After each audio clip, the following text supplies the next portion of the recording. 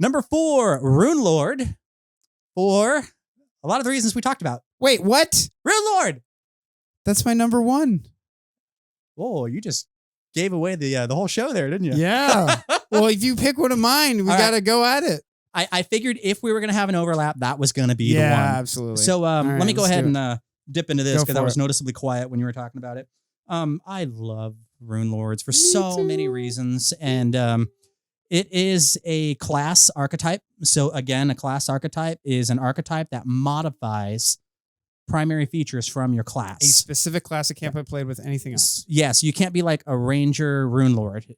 You got to be a wizard Runelord. Mm-hmm. So yeah, there's that. It's in Secrets of Magic, page 240 if you had the book.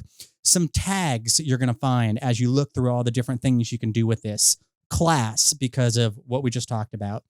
Downtime is a tag that features. This is an archetype that lets you do things during downtime. I haven't seen a lot of those spread throughout the different archetypes. So that's cool. Skill tags, things that you can do that are skill-based. I don't see a ton of that out there. There are some. They're usually like the profession types, like the jugglers. Jugglers. That's very different. The jugglers. Yes. Not the juggalos. That's a very different archetype. Someday. Pretty similar, actually. But yeah. Okay. So class, downtime. You have skill. You have general tags. Mm-hmm. I didn't say anything about meta magic. I didn't say anything about different schools of magic. Mm-hmm. Those tags aren't there. So how is the Runelord archetype not having any of those tags? And I thought that was curious. So some of the inspirations I found when I'm thinking about Runelords, like what characters from movies, from comics, from whatever. Before you go, there's one that is the inspiration for why I love them so much. Uh-huh. And I'm going to bet that you don't say it because it's in a completely different universe from you. Sure. Yeah. I'm not even a fake nerd. I just don't have any claim of authority anywhere within the realms of manga or anime. Okay. But at least you know the genre. Yeah. Sure. So Final Fantasy 14, almost everything in this system in some way, shape, or form goes back to the Final Fantasy series. Sailor Saturn has the Silence Glaive. Mm-hmm. I don't know what the fuck that is, but I Googled it and it's a thing. Yep. And Fate Zero? I know Fate very well. Okay, cool. The Yellow Rose of Mortality. Mm-hmm. That's another example of the kind of inspiration that was drawn from. I'm willing to bet Jim Jacobs, and this is kind of his baby right here, going all the way back. Absolutely. Just drew from a lot of this stuff. So, oh my God, there's so much to talk about with the Runelords, so I'm going to try and be brief. You associate with one of the 7 rewards of rule. These are vices. Think of them as the 7 deadly sins. It's literally the 7 deadly sins. Yeah, so you got wrath, gluttony, and the whole 9 yards there. And each of those sins are associated with a school of magic. Yep. Excluding divination. Mm-hmm. So all Runelords are expected to know divination. It's just frowned upon to specialize in it. You specialize in one of the others. Mm-hmm. So if you're doing envy, you're dealing with abjuration. Gluttony is necromancy. Greed, transmutation. Lust is enchantment. Surprise, surprise. Pride is illusion. That was pretty spot on. Sloth is conjuration, and wrath is evocation, of course. And to be clear, we had this in first edition. Yes. And it was awesome then. Was it awesome then? Okay. It was. Did it break anything, or it was strong? It was strong. Okay. But I think one of my points is that I love classes and abilities that make you sacrifice some things to get power. Yeah. And this is such an obvious trade-off that the power it gave you was balanced against the options you gave up. Because every time you looked at it, you would go through the major spells in that school and you'd be like, oh my God. Yep. I'm giving up invisibility. Yeah. That's because one of the things he hasn't mentioned yet is that when it's probably the next line. Go ahead. When you pick one of these schools, you cannot cast 2 schools that are already predetermined. And what's more, you can't use staves or scrolls or wands. They literally disappear from your spell list. The way they wrote the rules for this is as harsh as it's ever been. Really? Okay, yes. That's cool.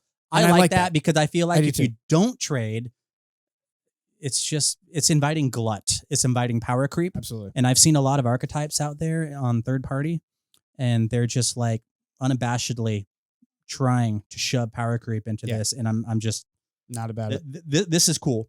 So And this is strong. Like, don't get me wrong. This is powerful. It's rare. It's a rare archetype. And rare things are strong.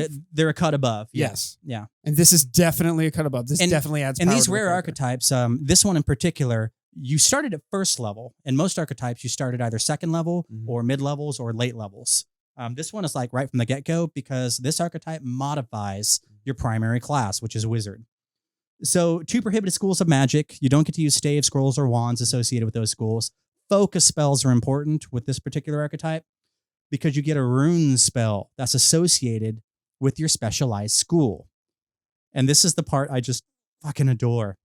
So when you're a wizard, how do you get your focus spells back? If you're just a Joe Schmo wizard. Yes. The part of this is okay. Yeah. You read your spell book for 10 You read minutes. your spell book, or if your spell book happens to be like a bracelet with a bunch of coins on it, and they have sigils for the different spells, you do that. Whatever your spell collection apparatus is, you study that for 10 minutes. How do you get it back if you're a rune lord? You literally indulge in your specialized sin. Exactly. I mean, if you're the Rune Lord of Wrath, and you have 10 minutes and you're trying to get your spells back, you act like an angry goose and you go chasing people down and scream at them. And that is candy for a GM. Yeah, it is. It is just so flavorful and fun. So the focus spells are an important anchoring point because it's one of the things that this archetype leans on. Another thing that the Runelords are noted for, you can embed an Aeon Stone into your flesh. Into your head. Into your flesh. So the artwork typically is head.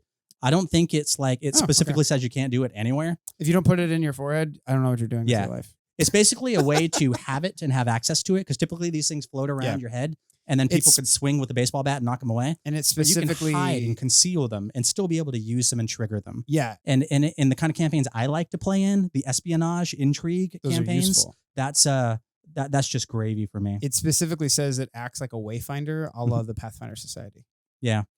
These guys are also big on crafting tattoos. So tattoos are a big part of Runelords. I love tattoos. I wish I had more of them.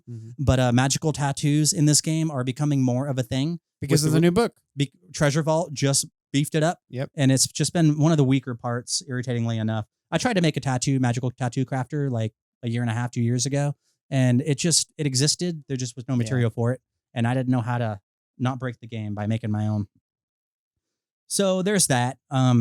You can counterspell other spells within your school. Yes. And that's legit fun. That's fucking cool. I love that idea. It's just a no. Yeah. And being able to say no. Yeah. And the problem with counterspelling in games especially is that it's either too strong or too weak. It's there. The happy medium is very hard to find. It is, yeah. Because in order to make it strong enough for it to be fun and useful, like counterspelling as mechanic, you have to give them kind of a lot of leeway because it's almost never useful.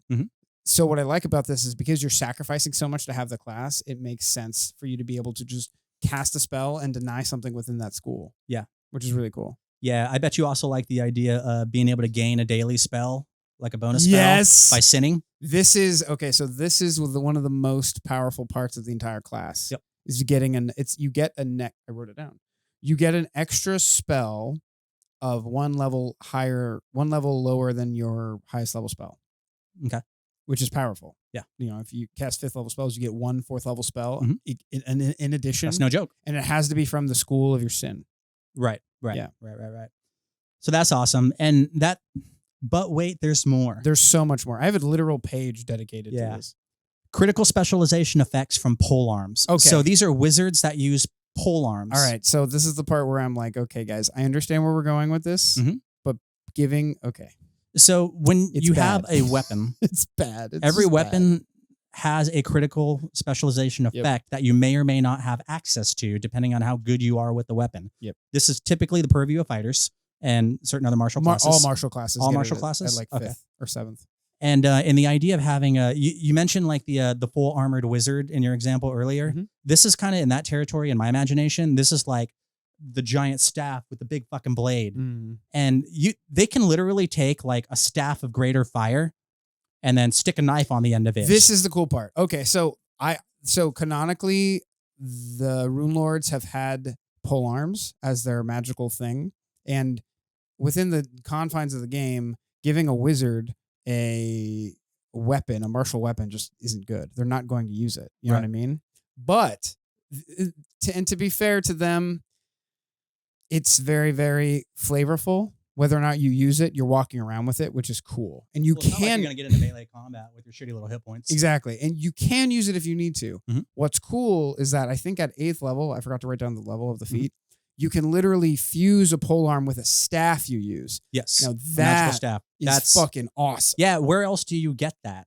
Nowhere else in the game. Yeah. And Nowhere so else in the game. it's a way to realize a power fantasy without fucking around too hard with your primary class. And you got to spend one of your archetype feats on it. But boy, howdy, is it a cool fucking feat. Yeah, exactly. And you only have 2 hands. So it's not like you have a polearm in one hand and your staff in the other. Exactly. It's economy, people. Action economy and then hand economy. So is that what the kids are calling it? That's a new one. TM. So one of the things I really love about this class is that it's really, or archetype, is that it's really easy for the player, especially newer players, to lean into their vice and make it a lot of their character. There's a lot of role playing that's pretty straightforward on the table, and I like that.